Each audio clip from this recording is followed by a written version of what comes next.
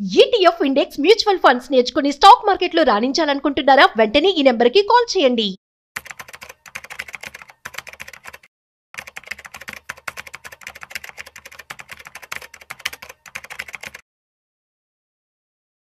నలభై ఐదేళ్లలో రిటైర్ అవ్వడం ఎలా? సో 45 ఏళ్ళలో రిటైర్ అయిపోయి సో మిగతా లైఫ్ని ఎంజాయ్ చేయడం ఎలా? సో దీనికి సంబంధించినటువంటి సీక్రెట్స్ ఇవాళ మనతో చెప్పడానికి ఫైనాన్షియల్ ఎక్స్పర్ట్ శ్రీరామచంద్రమూర్తి గారు ఉన్నారు. సో వారి మాటల్లో మరింత సమాచారం అడిగి తెలుసుకుందాం. హాయ్, హలో, నమస్తే, వెల్కమ్ టు సుమన్ టీవీ. నేను మీ Rajeev Pasupuleti. So let's start. Hi sir, నమస్తే. నమస్తే అండి. సార్, మనం చూస్తున్నట్లయితే ఇది అందరి కళని కూడా చెప్పుకోవచ్చు. 45 ఏళ్లలో రిటైర్ అవ్వడం ఎలా సార్? సాధ్యం అవుతుందంటారా? సాధ్యమవుతుందండి. అసలు రిటైర్మెంట్ అంటే మీనింగ్ ఏంటి? Retirement in the sense like there are no other commitments and enjoying the life. అదేవిధంగా డబ్బులు కూడా మనకి వస్తూ ఉంటాయి, ఇన్ఫ్లో అవుతూ ఉండాలి. మనం కష్టపడకుండా వచ్చిన డబ్బులతో ఎంజాయ్ చేయాలి. యాక్చువల్గా అది కాదు. రిటైర్మెంట్ అంటే మీనింగ్ ఏంటంటే జాబ్ని స్ట్రెస్ లేకుండా చేసే పొజిషన్కి రావాలి. ఓకే. అంటే ఇప్పుడు మనందరం కూడా వీఆర్ వర్కింగ్ ఫర్ మనీ. అవును. సో అలా కాకుండా మనీ కోసం వర్క్ చేయకుండా సఫిషియెంట్ మనీ మనం గెయిన్ చేసుకొని సో ఫైనాన్షియల్ గా ఫ్రీగా ఉండి సో మన వర్క్ ని ఎంజాయ్ చేస్తూ చేసేదాన్ని రిటైర్మెంట్ అంటాం. Financial freedom.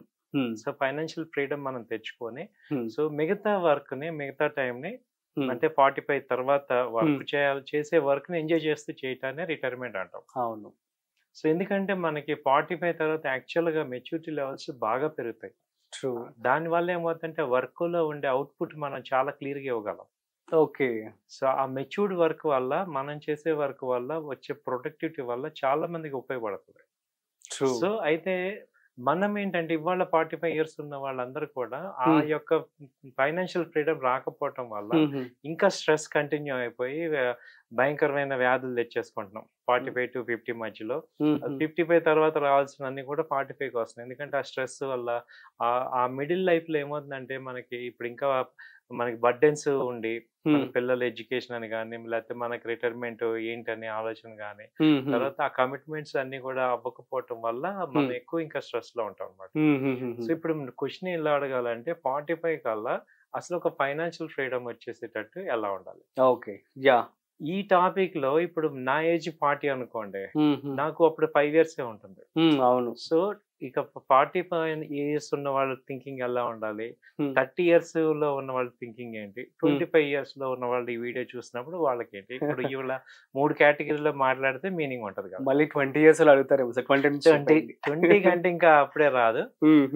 ఓకే, వచ్చినా కానీ గుడ్ పాయింట్ ఏంటంటే 20 ఇయర్స్ 25 ఇయర్స్ ఉన్న వాళ్ళు కనుక నేను 45కి రిటైర్ అవ్వాలి అంటే మీరు ఫస్ట్ చూస్ చేసుకోవాల్సింది ఏంటంటే డబ్బు కోసం పనిచేయటం కాదు, అసలు ముందు డబ్బు ఎక్కడుందో చూడాలి.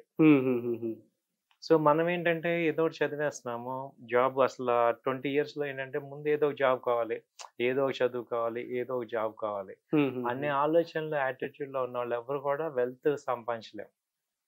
ఫస్ట్ మనం చూస్ చేసుకోవాలంటే నేను తీసుకునే కెరియర్ ప్రొఫెషన్ నాకు విపరీతమైన వెల్త్ తీసుకురాగలదా అనేది ఫస్ట్ చూస్ చేసుకో. సో మీరు 45 లో రిటైర్ అవ్వాలి అంటే మాత్రం మీ కెరియర్ ఎలా ఉండాలంటే మీరు తీసుకునే ప్రొఫెషన్ ఎలా ఉండాలంటే వర్క్ ప్రొఫెషన్ అవ్వండి, జాబ్ అవ్వండి, వర్క్ అవ్వండి, అది అసలు బాగా డబ్బులు ఉన్న ఫీల్డ్ అవ్వాలి. అవును. First point.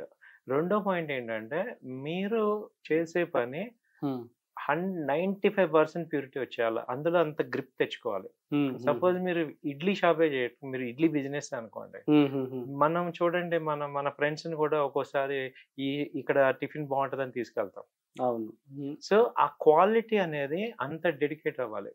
ఏదర్ మీరు జాబ్ చేయండి, లేకపోతే బిజినెస్ చేయండి, లేకపోతే చిన్న బిజినెస్ పెట్టుకోండి, లేకపోతే జాబ్ చేయండి.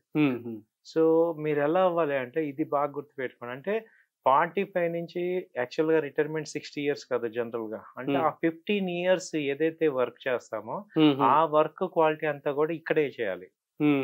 అంటే ఈ 20 ఇయర్స్ లోనే డబుల్ వర్క్, ఇంపాక్టబుల్ వర్క్ చేయాలి. అంటే మనం వర్క్ చేసామంటే ఆ ఇంపాక్ట్ కనపడాలి. అదేలేండి.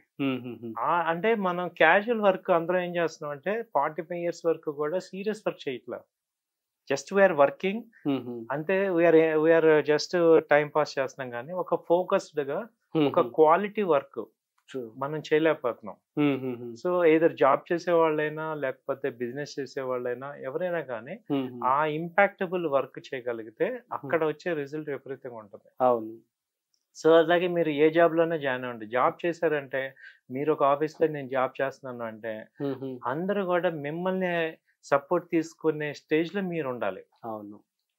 సో ఎందుకంటే మీరు నాకు వర్క్ లైఫ్ 20 years అనేది మీరు మైండ్ లో ఫిక్స్ అయినప్పుడు సో మీ వర్క్ ఎలా ఉండాలి, అందరికన్నా ముందు వెళ్ళిపోవటం కాదు. సో అట్లీస్ట్ అందరూ కూడా 7 hours వర్క్ చేస్తుంటే మీరు 11 hours అన్నా స్పెండ్ చేసేటట్టు ఉండాలి. ఓకే, కొంచెం ఎక్కువ టైం కేటాయించాలంటారు. ప్లస్ అందరికి యావరేజ్ నాలెడ్జ్ ఉంటే మీకు ఎక్స్ట్రాడినరీ నాలెడ్జ్ కావాలి. ట్రూ. సో అంటే ఆ నాలెడ్జ్ తో మీరు గెలవాలన్నమాట. అంతే. సో ఇది మనం ఎక్స్ట్రా తీసుకుంటే మీకు ఎక్సలెంట్ గా మీరు ఏమవుతారంటే ఆ ఒక ఫోకస్డ్ వర్క్ చేయటం ద్వారా మనమే అంటే ఇందులో షార్ట్ కట్స్ ఏమి ఉండవు. ఈవెన్ షార్ట్ కట్స్ ఉన్నా కానీ అవి సక్సెస్ అవ్వవు. ఇప్పుడు నేను చెప్పే ఏదైనా మేము కూడా అలాగే చేసాం కాబట్టి మేము వాళ్ళు చెప్పగలుగుతున్నాం. సో అందరికన్నా నేను యావరేజ్ గా కాకుండా ఎక్స్ట్రాడినరీ వర్క్ చేయాలి. అప్పుడు ఎక్స్ట్రాడినరీ నాలెడ్జ్ వస్తుంది. ఆ నాలెడ్జ్ ఏమవుతుందంటే మీరు 45 తర్వాత ఏదైతే గ్రోత్ అవుతారో ఆ గ్రోత్ ఇప్పుడే వచ్చేస్తుంది మీకు. అంటే 10 years రావాల్సిన గ్రోత్ ని మీరు 5 years లో తెచ్చుకోవాలంటే 10 years నాలెడ్జ్ ఇప్పుడు అది తెచ్చుకోవాలి. అంటే డైలీ మేము చెప్పేది ఏంటంటే 1 hour కంప్లీట్ గా మీరు మీ స్కిల్స్ ఇంప్రూవ్మెంట్ కి మనం ఫోకస్ చేయాలి ప్రతిరోజు. తర్వాత 1 hour money management, asset management ఏంటి, ఆల్టర్నేట్ ఇన్వెస్ట్మెంట్స్ ఏంటి, financial knowledge, so money velocity ఏంటి, ఫైనాన్షియల్ లిటరసీ, దాని గురించి మనం స్పెండ్ చేయాలి. వయసుతో సంబంధం లేకుండా చాలా మంది కూడా తర్వాత 25, 30 ఆ తర్వాత చూద్దాంలే అలా వద్దు. అసలు ఫైనాన్షియల్ లిటరసీ, మనీ ఏంటి, అలాగే మెయిన్ కాంపౌండింగ్ ఇంట్రెస్ట్ అంటే ఏంటి, సో వెల్త్ ఎలా అక్యుములేట్ అవుతుంది, సో అసలు ఇన్కమ్ ఎన్ని రకాలు, ఆ ఇన్కమ్ మీద ముందు అర్థం చేసుకోండి. Income 3 types. ఒకటి సాలరీడ్ ఇన్కమ్. మీరు ఎంత సంపాదిస్తూ ఉంటే అంత ట్యాక్స్ అవుతూ ఉంటది. 30% ట్యాక్స్ పడుతుంది సాలరీడ్ ఇన్కమ్ లో. అవును. తర్వాత పోర్ట్ఫోలియో ఇన్కమ్ అంటే స్టాక్ మార్కెట్ ఇన్కమ్. అవును. దానిలో మీకు మాక్సిమం 15%. అవును. తర్వాత మీకు క్యాపిటల్ గెయిన్స్, ఇది అసెట్స్ మీద వచ్చే ఇన్కమ్ అంటే రెంటల్ గానీ, దానిలో చాలా నెగ్లిజిబుల్ ట్యాక్స్ పడుతుంది. అవును. సో ఇప్పుడు ఏంటి గవర్నమెంట్ ఫోకస్ చేసేది ఏంటి, సాలరీడ్ ఎక్కువ చేస్తే ఎక్కువ ట్యాక్స్ పడుతుంది. అవును. అంటే గవర్నమెంట్ మనకి ఇండైరెక్ట్ గా ఏం సపోర్ట్ చేస్తుంది అంటే ప్యాసివ్ ఇన్కమ్ సపోర్ట్ చేస్తుంది. అవును. అంటే మీరు ప్యాసివ్ ఇన్కమ్ లో ఎన్ని కోట్లు పెట్టినా మీకు 15%. ఇప్పుడు నేను 1,00,000 రూపాయలు నేను వర్క్ చేసి సంపాదించాను అనుకోండి, 30% ట్యాక్స్ కట్టాలి. అదే నేను స్టాక్ మార్కెట్ లో కానీ అదర్ అసెట్స్ బాండ్స్ లో కానీ మ్యూచువల్ ఫండ్స్ లో కానీ నాకు 1,00,000 రూపాయలు వస్తే నాకు 50% తగ్గిపోద్ది ట్యాక్స్. అవును. సో ఫస్ట్ మనం నేర్చుకోవాల్సింది ఏంటంటే అసలు ట్యాక్స్ ఏంటి, ఇండియన్ ట్యాక్స్ ఏంటి, దానిలో జెన్యున్ గా ఏం బెనిఫిట్స్ ఇస్తున్నారు, గవర్నమెంట్ ఎటు ఫోకస్ చేస్తుంది, ఎక్కడ తగ్గుతుంది, అది మీకు ఆ ట్యాక్స్ మీద కంప్లీట్ ఐడియా రావాలి. మీరు మాట్లాడితే చార్టెడ్ అకౌంటెంట్ కాదు. ఓకే. మీకు అసలు ఆ ట్యాక్స్ గ్రిప్ ఉండాలన్నమాట. ఓకే. సో వీటి మీద గ్రిప్ పెట్టుకొని ఒక ఫోకస్డ్ గా మనం ఒక ప్లాన్డ్ గా చేసుకొని, ప్లస్ మీకు ఫైనాన్షియల్ అనలిస్ట్ సపోర్ట్ ఉండాలి. అలాగే ఏ సెక్టర్ సంబంధించి ఆ అనలిస్ట్ మీకు సపోర్ట్ ఉంటే ఏమవుతుందంటే మన టైం వేస్ట్ అవ్వకుండా మనం కరెక్ట్ పాత్. సో మెంటర్షిప్ అనేది చాలా ఇంపార్టెంట్.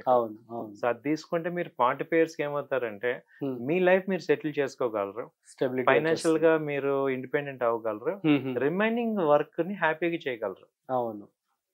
సో రిటైర్మెంట్ అవ్వచ్చు, లేదంటే కంటిన్యూ చేయొచ్చు. నెక్స్ట్ వర్క్ అంతా కూడా నెక్స్ట్ 45 తర్వాత ఏమవుతుందంటే ముందు మీరు ఫ్రీ అయిపోతే యు వర్క్ ఫర్ ఎవ్రీవన్. తద్వారా ఏమవుతుందంటే అందరికి ఉపయోగపడగలరు. ట్రూ. ఇది super sir. Thank you so much.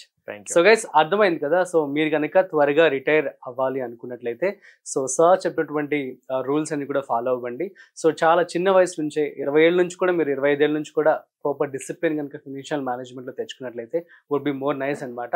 At the same time మీరు మెంటర్షిప్, సో ఎవరైతే దీని ఫినాన్షియల్కి సంబంధించి మెంటర్షిప్ ఇస్తున్నారు అలాంటి వాటికి సజెషన్స్ తీసుకున్నట్లయితే అది కూడా బెస్ట్ ఆప్షన్ అవుతుంది. At the same time tax, so మన ఇండియన్ గవర్నమెంట్ మనం చూస్తున్నట్లయితే సార్ చెప్పినట్లుగా పాసివ్ ఇన్కమ్ ఎవరైతే జనరేట్ చేసుకుంటారో వాళ్ళకి తక్కువగా ట్యాక్స్ అయితే ఇవ్వడం జరుగుతుంది, సాలరీడ్ వారికి చాలా ఎక్కువ. దీన్ని బట్టి మీరు అర్థం చేసుకోండి. సో చక్కగా తెలివిగా ఇన్వెస్ట్మెంట్ చేసుకొని సో చాలా త్వరగా రిటైర్డ్ అయిపోండి. సో ఇలాంటి మరింత ఇంట్రెస్టింగ్ కాంటెంట్ కోసం చూస్తూనే ఉండండి సుమన్ టీవీ.